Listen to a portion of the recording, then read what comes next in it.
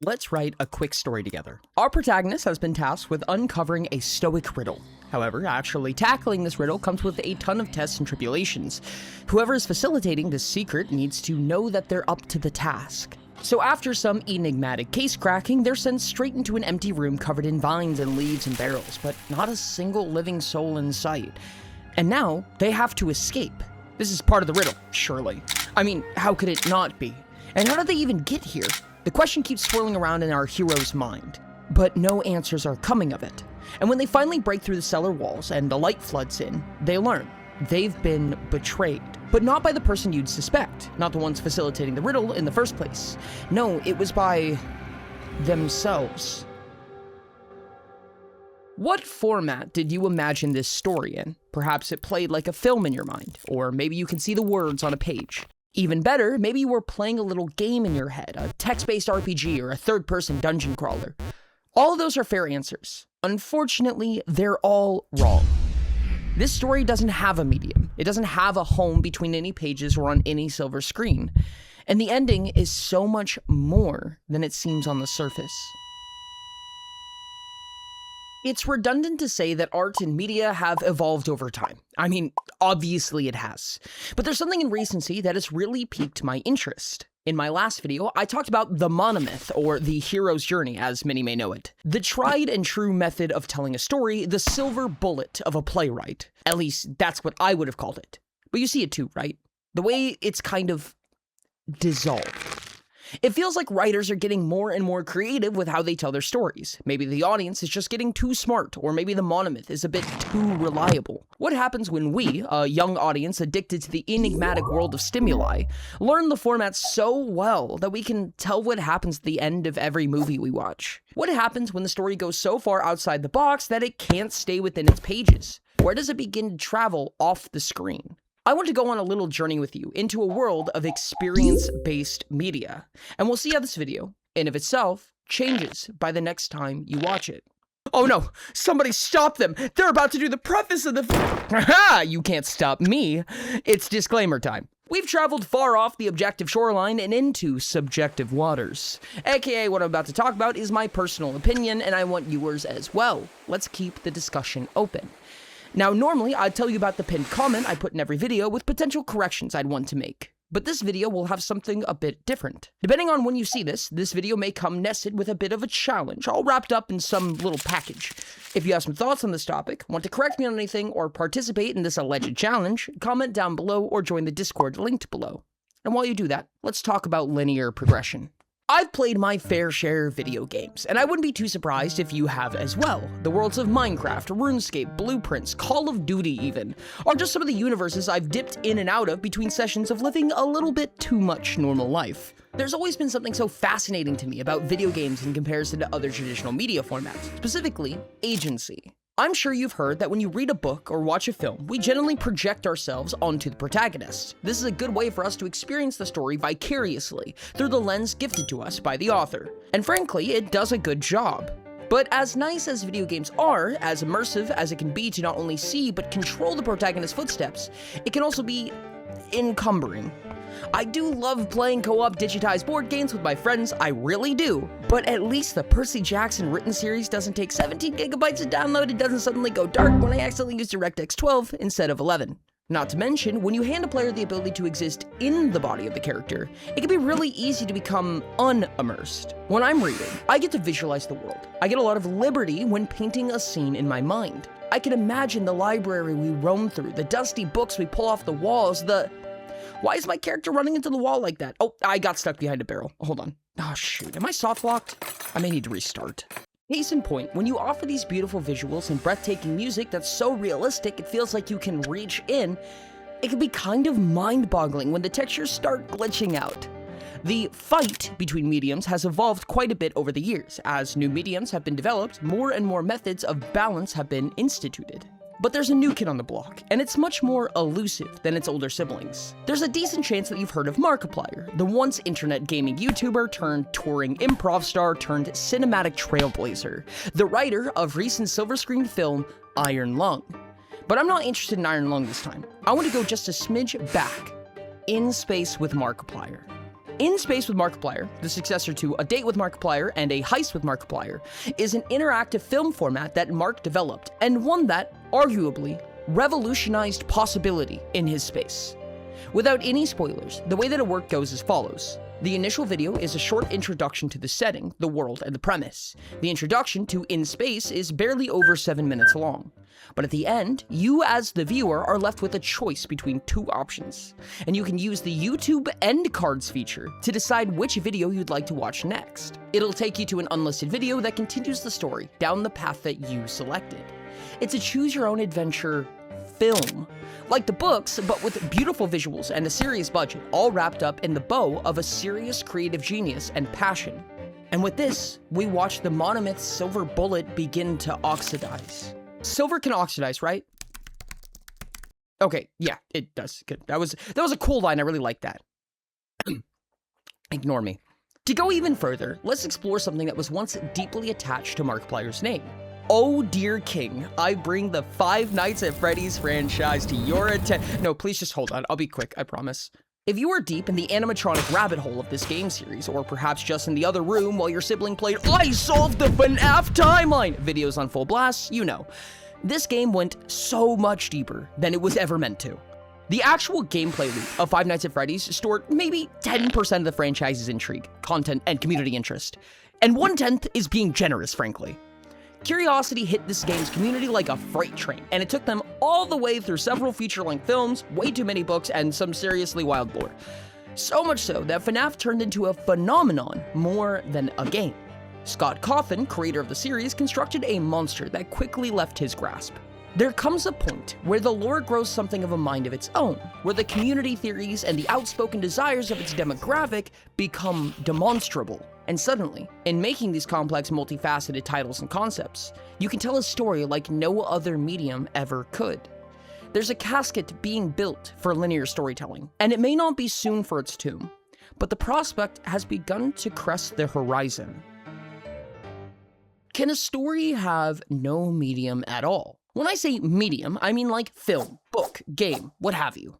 I mean, we can tell tales to each other verbally all day, but I'm referring to a few steps beyond that. This is a confusing and nebulous concept, so let's grab an example. ARGs, or alternate reality games. At one point, this was such a groundbreaking concept. Even now, it is to me. ARGs are experiences that include real-world elements rather than just being able to read the story or consume the entire experience at a single sitting. It requires effort. You may have to dig through internet archives, solve puzzles and ciphers, and interact with other members of the community to figure out exactly what's being told. It's by far the most immersive form of media I've ever seen. It begins to blend the real world with the fictional, but even then, it remains diegetic in its nature. These types of experiences evolve in really fascinating ways. When they're first published, for lack of a better term, they are completely unsolved. However, understanding its contents is no linear task. It requires sleuthing, investigation, and decoding. It's an experience that can be nearly impossible by oneself. But once it has been completed, the pieces have clicked together and all the stones have been turned, the story isn't over. Now the story has changed. It's now a story of what the community did, what the people accomplished, and how they were the ones to surface the concepts buried by its author. These types of experience-based media come with a feeling of exclusivity, a sense of novelty, an adventure that isn't like your standard video game. You don't get Skyrim quick saves in the back rooms. I'm sad, as sad as that is. That exclusivity is a double-edged sword. It can quickly turn into a you had to be there nebulous concept kept behind the iron bars of being at the right place at the right time. That is, given it ever ends. This is the moment, you know the moment we both waited for. Your adventure comes to its climax. We're at the peak of your journey. It's time for you to finally use the forsaken artifact the prophecy stated ages ago. The subscribe button. Wow, that was a letdown ending, huh? Well, I mean, why would you even use the subscribe button when there's a hype button right there? That's right, the Funny Red video website has brought us new features, and I will now use them to show between chapters. Thank you very much. The hype button is a new feature specific to mobile users that allows you to push a video through the algorithm. It's only usable for channels between 500 and 500,000 subscribers, so it's especially important to small and mid-sized channels. Not everyone has one, but if you see that hype button by the comments section, it really would mean the world for you to give it a little tap. And if you're interested in the video, consider slapping that subscribe button. This time especially, because the video that comes after this one is somewhat paramount to what I'm about to explain. Clicked all the buttons you plan on clicking? Good. Now get your discovery hat and old-fashioned dusty book covers. We have some inquiring to do. I am a game developer and a content creator. I love balancing systems and building experiences. It's something of a passion of mine. But more importantly than any of that, I love flexing possibilities, pushing a single narrative far beyond its intended bounds. I've been so attached to the idea of immersion that I actively unincentivized calling it fiction. I didn't like the way it reduced the work into what felt like nothing. And it took me a long time to realize just how wrong I was. I can tell you upfront and bold, it is fictional. These are fictional characters. But if I've done a good job, this will only enhance the story. They'll be able to interact with a community that no narrative cast has ever been able to do. A weird statement to utter, honestly. Fictional characters will be able to interact with a community that no narrative cast has ever been able to. Keep that thought stowed away, it'll be useful later. Famous street artist Banksy once said, "They say you died twice. One time when you stop breathing, and a second time, a bit later on, when somebody says your name for the last time." Even when the author puts down the pen, those that speak its name and its themes keep it alive for so much longer. So what if those that speak its name became the author? How much further can its second lifespan go if we nurtured that concept? I would like to welcome you to the Mirror Myth, and I humbly introduce the Plot Point Mystery Event. Starting now, a series of clues have been published, as well as a list of instructions on what needs to be done. It'll start simple, really. Use the attached clues to de-obfuscate the 9 documents supplied to you. I won't give you all the details for this event now, but I'll tell you exactly where you can learn more. On the Mirror Myth website, in the description below, you can find an events tab with ways to submit your answers as to what the documents are hiding. You can submit an answer for each up to once a day. If you're right, you'll be given something to push you forward in your journey. If there's anything else that you need to do, it'll be updated in the events tab accordingly. As any good case-cracking conundrum goes, you may be required to investigate and search a number of different places, and the Events tab will detail the maximum scope of this. The community as a whole will be invited to read updates and commune in the Discord linked below. The Conversation Hall is a place where anybody may talk, decipher, and ask what's been discovered already. For those who have become investigators through previous mysteries, they'll be able to conversate in private investigations office. And more importantly, post concise, easy-to-digest findings on the evidence wall so that even brand new sleuths can get caught up quickly. Now let's talk about rewards. What happens if you do crack this event? Bold to assume it's that easy and that simple, but I'll play along. Like with each other mystery event, I'll be releasing something to the public once this event is completed. Those who participated and figured out the correct answers will receive those rewards for free. As well, a special currency known as puzzle coins will be awarded, and the investigator role for future puzzles will be given to a select few who manage to make their way all the way to the end. Specifically, the first 9 non-investigators will be given this role for future events. And on a less ephemeral note, I'll be partnering with Dice Nest. These amazing folks make gorgeous custom dice made from metal, resin, and crystals alike. I'll be giving away sets of these beautiful math rocks to 3 random people who completed the mystery. I'm so impressed by what they make, and I'll keep some links below if you're interested in seeing more of their amazing items they produce. And if you're watching this video for the first time, when all is done and dusted and the event has concluded, I'll be posting another video wrapping up some loose ends and giving a bit of context to the climax, so to say. So if I've posted another video after this one, it means that this event has concluded. Though I do advise that you keep an eye out. I guarantee there's plenty of discovery to do in the meantime. Okay, so where does all this come together? What is the oh-so-wise, funny PNG creature trying to tell me? I'm not claiming that books are obsolete, nor movies, nor games. I think these are fundamental pillars in art and media that will virtually never be removed. However, what I am saying is that we've reached a point in art and media where pushing the envelope is becoming part of the experience. The format is a lack of format. It's possible to have an ever-revolving door of new experiences designed to be experienced by a large audience one time before it's been cracked, solved, recorded, and it's on to the next one. But this is an extremely effort-intensive medium. A single book can be written and dropped, and it will forever be the story it was when it was created. These types of experience are novel. They're the disposable entertainment format, designed to be nearly discarded after being consumed. But there's so many elegant solutions yet to be discovered. At some point in time, making a movie where you control the main character was so unorthodox, so impossible to perceive, it would have been a pipe dream at best, science fiction at the worst. And yet, video games are a common sight for us today. In many revolutionary ARG-style experiences, it can be a bit taboo to even call it an ARG.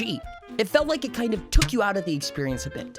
In fact, there's an entire term dedicated to it, TINAG, or T-I-N-A-G. It stands for This Is Not a Game, a development philosophy that incentivizes never breaking character, never admitting that it's fiction. There are terms like puppet masters, the leaders and creators of the experience, and the curtain, the metaphorical line that separates the author from the audience. But the question, the offer, and the challenge I have for you is this. Can an alternate reality game experience tell you that it's fictional and still practically, sustainably, and functionally remain immersive and interesting? Can engagement be kept up in perpetuity?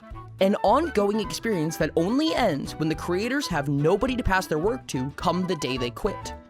Well, I hope to see you in this mystery event. Whether you choose to participate or watch, I'll be curious to know your thoughts. I'm optimistic that you'll be much more surprised than you initially thought. This really is something of an experimental video for me, and frankly, the next one will be too.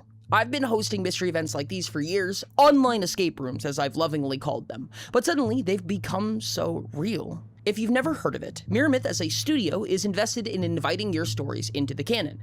There's an old saying, everything is canon, that's floated around the community for ages now. Specifically, every little fictional piece, every little fan-made work, it's all real somewhere, sometime in the world. Memes really do become real. It's not a joke. Like, it's really not a joke. If you want to impact this greater story we've been building together, then join the narrative. Use the links below, use those comments below, stay curious, stay creative. And of course, thanks.